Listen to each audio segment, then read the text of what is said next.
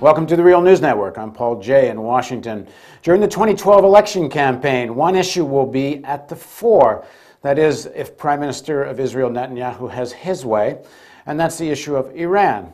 There's a great deal of speculation that Israel, or at least Netanyahu and the leaders of his government, are planning some kind of attack on Iran. They say because Iran has a nuclear weapon, there doesn't seem to matter that the IAEA, the agency responsible for such things, and the American intelligence agencies, and the Secretary of Defense have all said, essentially, that there is no evidence that Iran has decided to build a nuclear weapon, but that doesn't seem to faze Prime Minister Netanyahu or many in the United States.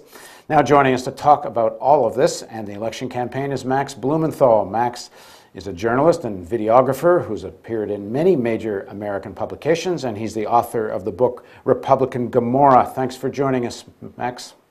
Great to be with you. So we in our previous interview, we talked about some of this and how this is emerging in the election campaign and Gingrich's role in all of this. Let's focus a little bit more on Obama and Netanyahu. And it's clear Netanyahu would like to see a Republican in office. Is this likely to mean there's more chance of some attack by Israel, or perhaps less, in the sense that they may wait to see if they can get a more fully supporting party in power in D.C.? Not to say that Obama isn't mostly supporting. What's your take?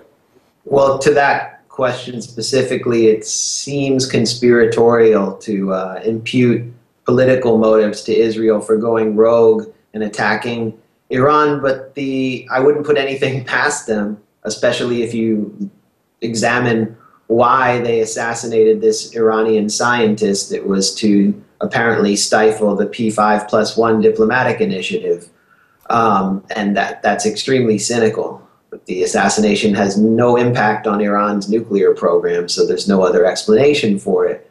The other explanation for why they did it was to draw the U.S. into a war with Iran. If Israel attacks Iran without U.S. backing, without the U.S. knowing, and Israel has said that it will give the U.S., the United States, 12 hours of advance notice, which is really not enough. And by the way, I think it would be very difficult for Israel to do this. If they do so, they would probably do so in the spring. Everyone in Israel is saying it will be the springtime, and the reason does relate to the American political campaign. For 2 months after the attack, there could be a rallying around the flag and rallying around the commander-in-chief, Obama, in the United States. And it will take about 2 months for the economic effects to set in. Nouriel Roubini, the award-winning, renowned economist, said that an attack on Iran or a war with Iran would lead to global recession.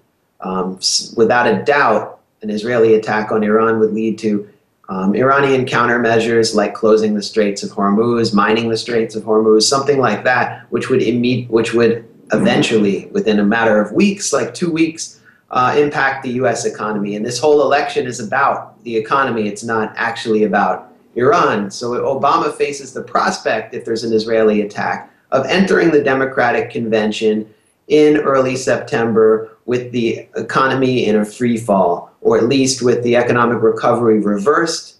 And he's under attack by his Republican opponent, probably Mitt Romney, for showing weakness in the face of Iran, for failing to support our ally in the great fight for Western civilization, Israel, and for allowing the economy to collapse. This would be a disastrous scenario, I think, for a Democratic, for Barack Obama, and it may be the only way I can see a very weak Republican like Mitt Romney getting in. And we also have to remember, Romney has completely surrounded himself with neoconservatives. One of his chief foreign policy advisors, Elliot Cohen, was the inventor of the concept of a World War IV, a global war on terrorism. He has been calling for a U.S. strike on Iran since 2001, I think, or 2002.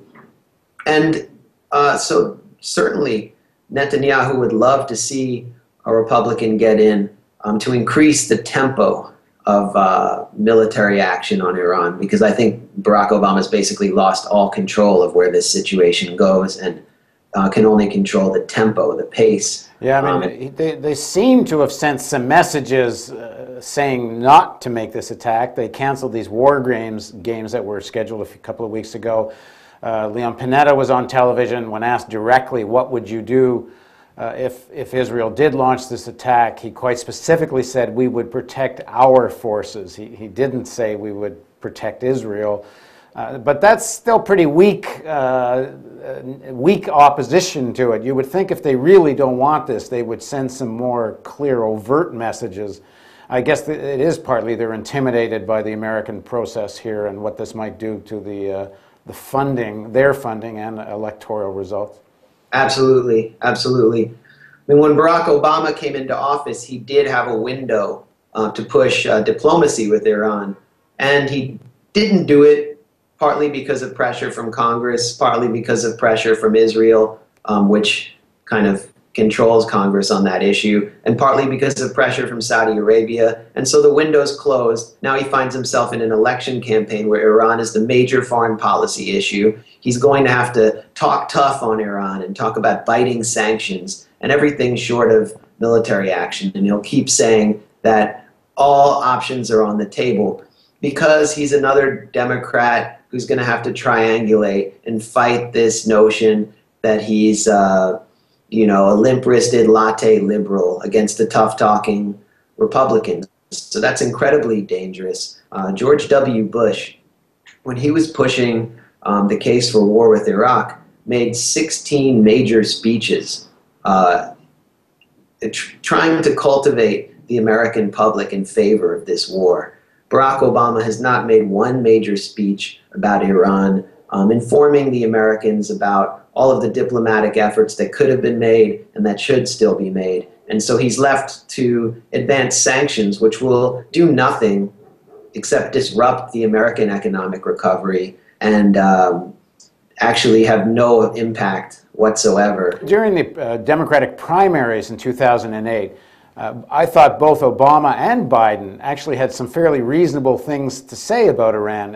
Obama was saying, if you don't want to have Iran as a regional power, you shouldn't have invaded Iraq, which was, fairly astute and correct. Biden says, if you don't want them to have a nuclear bomb, don't threaten regime change.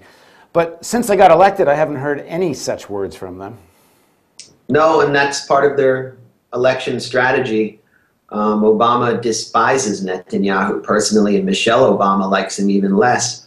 But the Obama campaign, through David Axelrod, Obama's sort of consigliere, released this video touting Obama's pro-Israel record, which featured Obama shaking hands and smiling with Netanyahu. It featured all sorts of Israeli figures, including Danny Ayalon, who is the spokesman for Avigdor Lieberman, who is an open advocate of transfer and ethnic cleansing. When the Durban Review Conference advanced anti-Israel sentiment, we withdrew.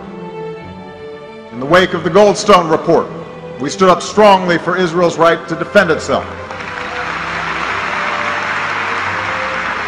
When an effort was made to insert the United Nations into matters that should be resolved through direct negotiations between Israelis and Palestinians, we vetoed it.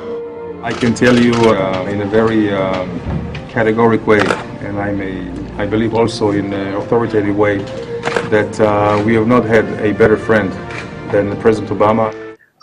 Praising Obama for improving Israel's qualitative military edge. So Obama is in the process of overcompensating for everything reasonable he ever said. And the fact that, you only need to look at the spectacle of Netanyahu speaking before Congress, receiving more standing ovations than Barack Obama did in his State of the Union last year, to understand the situation that Obama finds himself in.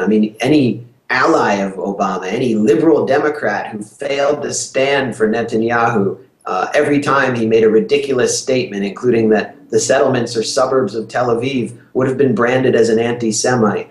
We're just going to watch a campaign unfold where Barack Obama overcompensates, talks about shooting the bearded Muslim guy and how tough he is on Iran and how much he's going to give away.